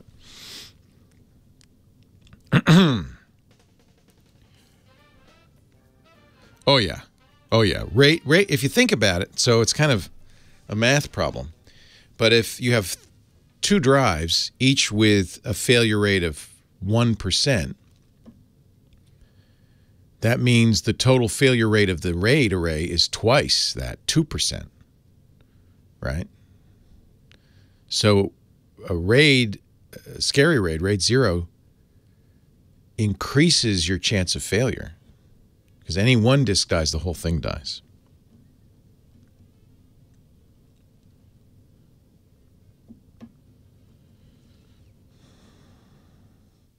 Yeah, I never was able to get Minecraft PE working on a local server. Use Java Minecraft. It's easy. And I like Java Minecraft. Eventually, I think they're going to mix PE and Java together, Pocket Edition and Java together. But it's no trouble at all setting up a Java server. I recommend Spigot instead of the standard Minecraft server. Spigot is a fork of Bucket, which was a open compatible Minecraft server, but it has lots of plugins. It's very flexible. So I haven't seen the Pocket server. Just use Spigot. It's easy to install. You'll download. You have to have Java on your Raspberry Pi, of course, running. And then you download from the Spigot server site, which I think is spigotmc.org. You'll download a jar file, a Java file called Build Tools, which is awesome. Build Tools is amazing. And then you run Build Tools, Java --load buildtools.jar, and it goes out and downloads and installs and runs everything to get the Spigot server up and running. It basically installs the Spigot server. Then you'll have to go in and edit the permissions.yml file and the server.yml file, and those are all pretty straightforward. They're well documented. And then you run the Spigot server, which will be, I think it's spigot.jar, I can't remember, but you'll run the server, and you've got a good Minecraft. Minecraft.edu, you can't get it because you have to have you have to be a student or a teacher. RAID! Leo Laporte, the tech guy, 8888 Ask Leo, the phone number. On the line from Asheville, North Carolina, it's Stephen. Hello, Stephen. Hi, Leo. How are you, sir? Wonderful. Welcome to the show. How are you doing? I'm doing great. Thank you very much for taking my call today. And my question is, I have a rather large vinyl LP record collection, from the 70s, 80s, and so on. I'm jealous. Oh, that's wonderful. Yes, and I definitely cherish it. I have a great turntable, and I purchased what I wanted to do was convert a lot of these to digital format. And I purchased this wonderful little device from Behringer called a UFOno. Have you heard of this? A UFO 202? I have not, but there are a lot of devices like this. They're turntables with a USB interface, right? Actually, they do make USB interface turntables these days, but I have an old school turntable made by the Denon Company. Ah, so you want to use your existing turntable. Yes, it's got a really good cartridge and produces wonderful sound. And the question I had, the problem. So the UFO is basically an interface that takes the phono input, and a phono input is different than regular line input. It's an unbalanced input, so you have to have a special phono amp in this Behringer, and then it outputs it as USB. Absolutely, and it has a switch, so I can also do cassette. Sure. Sure. Once you have analog inputs, it doesn't matter what. You've got inside that box, of course, there's a phono amp, but there's also what we call an analog to digital converter that takes the analog waves and turns it into bits, samples it, in effect. Yes. And so it looks like I haven't actually hooked this up yet, but what they're telling me, though, is to download this software program for editing called Audacity, which I'm sure you've heard of. Yeah. Not one I would necessarily recommend. It's free. That's why they recommend it. Exactly, and that was my question because I like a year or so ago, me and a friend did it at his house, and we used the Audacity, and you get this wave analyzer, and for each song on my records to convert to the tracks. You know, they're called track markers. We have to install these tracks. It's just so time-consuming. And I have a lot of records I'd like to convert, you know, to digital. I was wondering, do you know of any quicker way, a better software program than Audacity to do this? Yeah, there are a number of programs. What you want is something that will say, "Oh, that's the end of that song. Make a new track now." Exactly. Yeah, and you want to do it automatically. So they recommend Audacity because it's free, and you know it's nice. There's some, and if you're willing to put the energy in, as you know, you can do it. But there are definitely programs that will automatically sense the end of the track and start a new track. Now, I don't know how much. To be honest, I don't know how accurate they are because I haven't used these. Let me just see. Maybe the chat room has a recommendation for a better program than Audacity. I remember that. One called DAC. Have you ever heard of DAC? No. DAK? Yeah. I mean, there used to be a lot of programs like this. Obviously, this is a category that is dwindling, either because nobody has vinyl anymore, or more likely because those who do want to keep it on vinyl, right? Here's the program. I knew I was remembering a program from the old days called DB Power Amp. Let me just see if it's still around. So this is, I think this works with records and will detect, it's a ripper, but I think it will automatically detect the tracks and separate them out. Now, of course, there are going to be issues. As somebody's pointing out, as R. Chandra is saying, Dark Side of the Moon, there's no good way to do this because all the tracks go one to the other. Pink Floyd didn't like tracks. And I guess that'd be okay, right, for that particular type of album? Yeah, I mean, you know, it's funny. When you buy digital versions of Dark Side of the Moon, they have to have separate tracks. And the only way to play it back that's reasonable is to kind of have the tracks overlap. There's no good solution, frankly. Vinyl's the best way to do this. Here's another one from the chat room that is really specifically for this. I think this might actually be the right solution. It's called Rip Vinyl. Oh, I like it. And it's only £7.50. But I imagine that it's obviously British. But Rip Vinyl is a Windows program. You plug your record player via your amp or Walkman into the line input jack in your PC, select the correct input, away you go. The program will automatically listen to your album and break it up into individual WAV files for you. Ooh, I like it. So it's not very expensive. It's $10, and it works with Windows 7, 8, and 10. And you'll find it at ripvinyl.com. Thank you, chat room. Yeah, thank you very much. And what was the other one, or do you think this is a better one than the first one? DB Power Amp is one I've used for a long time. And then the other one I was trying to remember from, and the chat room is so good, they have much better memory than I do, comes from a company called Magix with an X, M-A-G-I-X. And I think they also have a ripper solution that will detect breaks. You know, they all work the same way. They're looking for silence. So if you have a noisy record, something kids don't remember, but records can be noisy, scratches, pops, hiss, that may not work as well. Right. So just, you know, you may take some hand editing, but it's a lot easier than doing it all by hand, that's for sure. Yeah, Audacity isn't necessarily the best solution for this. Well, thank you. Yes. Hey, one more quick question. You mentioned earlier in the program, FLAC is a uncompressed format. Is that correct? So, is WAV uncompressed? It is. Compressed? WAV is really uncompressed. So WAV is essentially WAV is a audio file format that Microsoft created. Is essentially the bits of sound exactly as they came off the record. It's like a bitmap file or BMP file. That's a WAV file. You probably can compress it a little bit. There's two ways to compress. There's loss-E and lossless compression. Loss-E compression, which is MP3, AAC, all of the kind of standard streaming formats, takes advantage of psychoacoustics to remove some of the data, the premise being, oh, you won't hear it.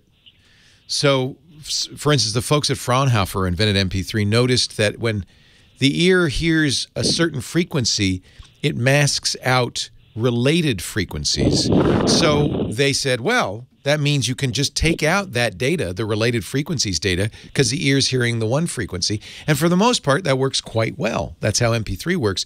But it does not save all the data. It only saves some of the data. That's lossy. It's just like JPEG in the image world. It takes out some of the image and degrades it as a result. So FLAC is a lossless compression. The Apple lossless is another way of doing this, that takes the WAV file, the basic bits, and squeezes it without damaging it. And it gets, so MP3 gets about a 10 to 11 to 1 compression ratio. FLAC is about 2 to 1. It's very much like zip. It's, zip files are all lossless compression, because if you zipped a program up or a Word document and took bits of it out, it wouldn't unzip to the right thing. So they have to be lossless. So FLAC is essentially that. It's using a standard squeezing technique that doesn't lose any data. So it's a little smaller. It's better than WAV. It's about half the size of WAV, but when you uncompress it, it's exactly the same as the WAV. Okay. I think I read that WAV, I should copy them to WAV because I could then burn CDs. Is that? You can't burn FLAC unless you have a program that understands FLAC and then converts it to WAV. Yeah, CDs are WAV, basically. Uncompressed audio. Leo Laporte, the tech guy. Appreciate it. So it's actually, I'm glad you asked, because I think we kind of talk about this as if people understood it, and I don't think it's widely known. So yes, a CD has a specific format. They call it the Red Book format, and those files are completely uncompressed bitmaps of the audio, waves of the audio. WAV isn't, strictly speaking, a pure bitmap because there's some additional information, but it's basically like a BMP, a pure, here's the samples with not any compression. So you don't want to store waves because they really are twice as big as they need to be. But storing FLACs is probably a good idea. Because then you can take a FLAC and you can convert it back to the CD. It's exactly identical to the CD. There's bit for bit. And with a FLAC format, I can download it onto an MP3 player, or some MP3 players play FLAC, some don't. So yeah, that's the issue. That's a big issue because it's just another format, but not every player understands every format. So you have to look at your player and see if it understands FLAC.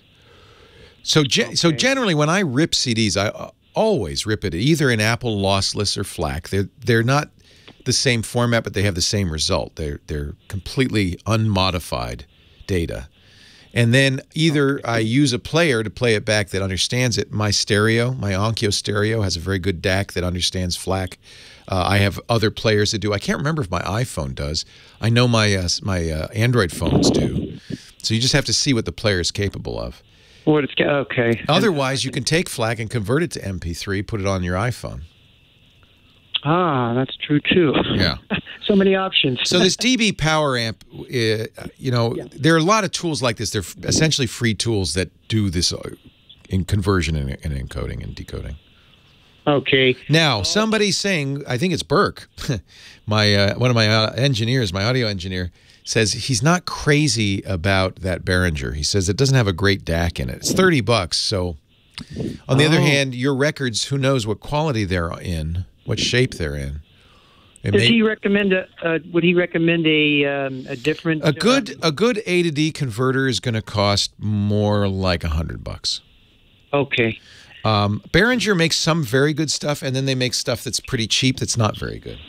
They're kind of hit and miss. Let me see if I can find a good A to D vinyl converter. See what? Because I'd like to do this one time the right way. Yeah, I mean you've got this great quality stuff. Well, here's one that's only 1,800 pounds. So maybe we won't use that one. Maybe we won't use that one. I think you should. This is one where you might want to do some searching on the audiophile forums and see what people recommend. Of course, as always, there'll be golden ears who will say, "Oh, you need to spend $5,000." Yeah, and so forth. Here's another program called Vinyl Studio. Does the same thing. Vinyl you Studio. mean as far as the software? Like the software, yeah.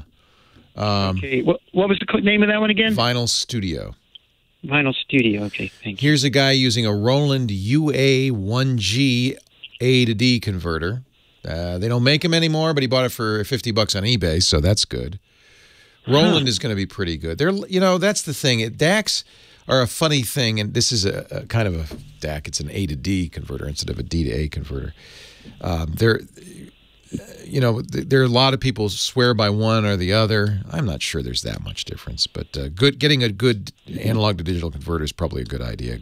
You say you want a good turntable so the playback's good. This is the analog of that. This is the software version of that.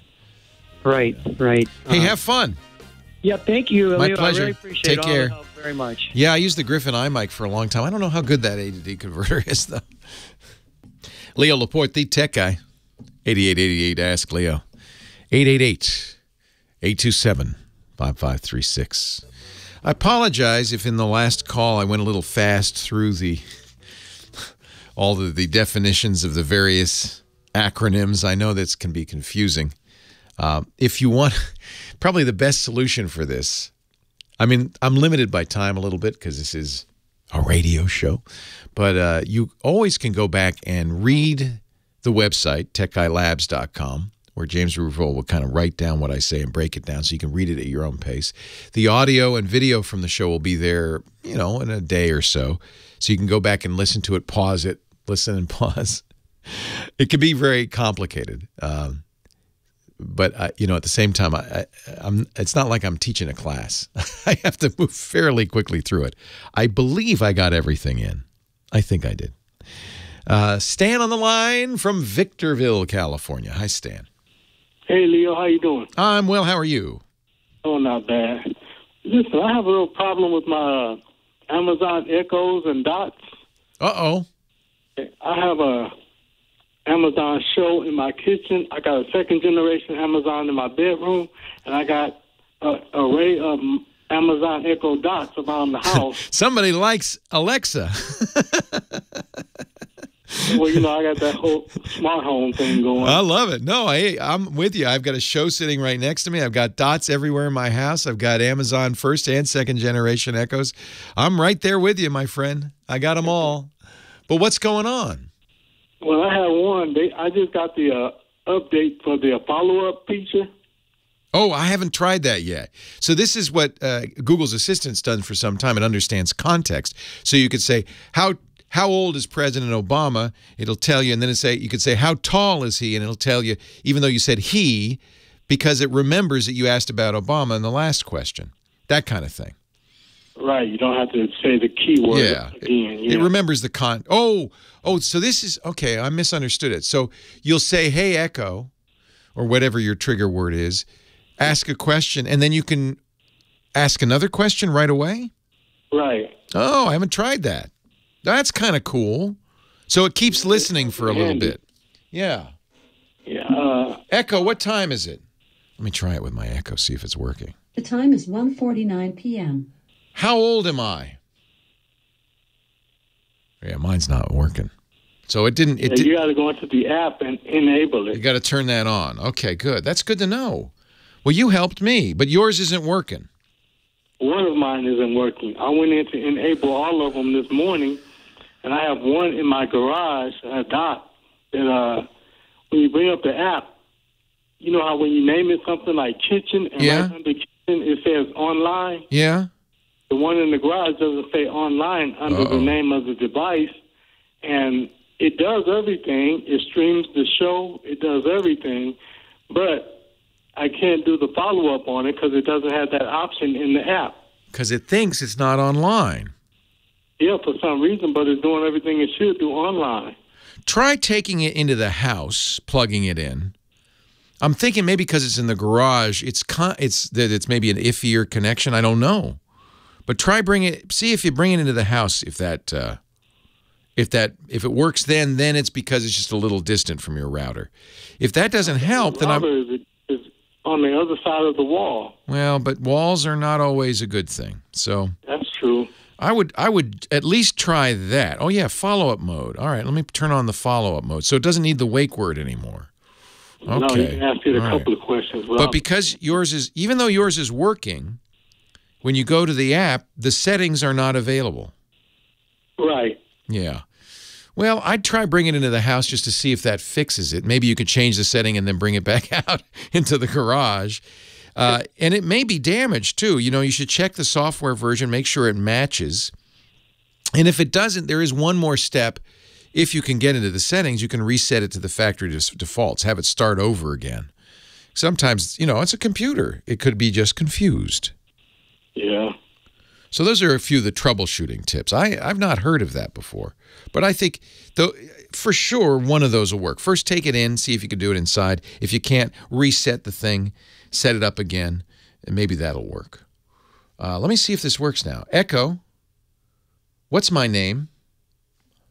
I'm not sure who's speaking, but you're in Leo's account. What time is it? What time is it? It's not still listening. I turn it on. Hey!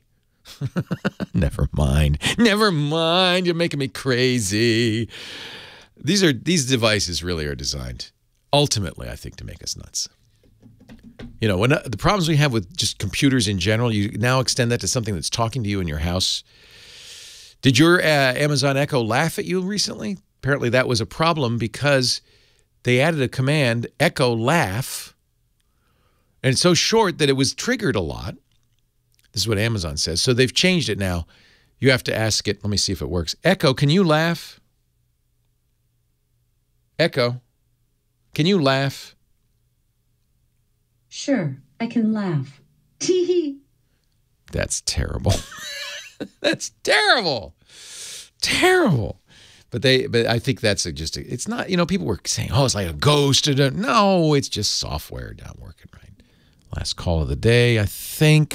Victor, Montana. George is on the line. Hi, George. Hi, Leo. Listen, how are you doing? I'm great. How are you? I'm pretty good.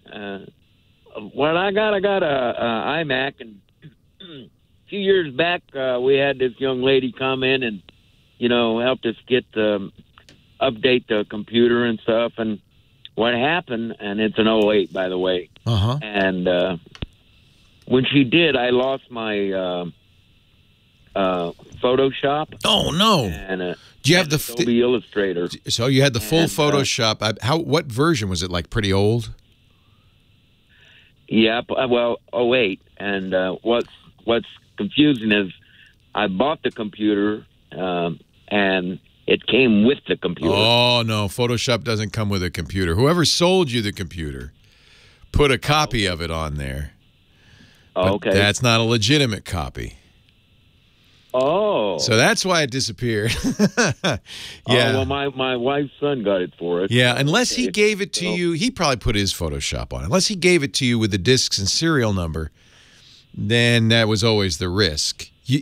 Oh, okay. Now, I don't know if 10 years ago Adobe did this, but nowadays when you get a Photoshop, you get an Adobe account. You can always log into your Adobe account and download a new copy and get your serial number. They keep track of it and put it in, and it'll work.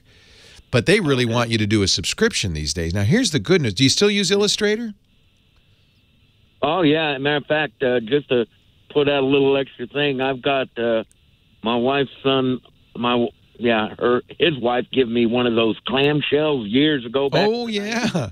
Yeah. Yeah, that thing works like it did when it was brand new. It hasn't slowed down a lick. It just keeps right on a ticket. Well, you had one of these old pre-cloud versions of Photoshop and Illustrator. If you could get the serial number and you could get the file, I think it's probably CS3, you could reinstall it with the serial number. But that means you got to go ask your son, where'd he get it? My suspicion it's his. Leo Laporte, the Tech Guy. Have a great Geek Week. We'll see you next time. Well, that's it for the Tech Guy Show for today. Thank you so much for being here. And don't forget, TWIT, T-W-I-T. It stands for This Week in Tech, and you'll find it at twit.tv, including the podcasts for this show. We talk about Windows on Windows Weekly, Macintosh on Mac Break Weekly, iPads, iPhones, Apple Watches on iOS Today, security on Security Now. I mean, I can go on and on and on. And, of course, the big show every Sunday afternoon, This Week in Tech. You'll find it all at twit.tv. And I'll be back next week with another great Tech Guys show. Thanks for joining me. We'll see you next time.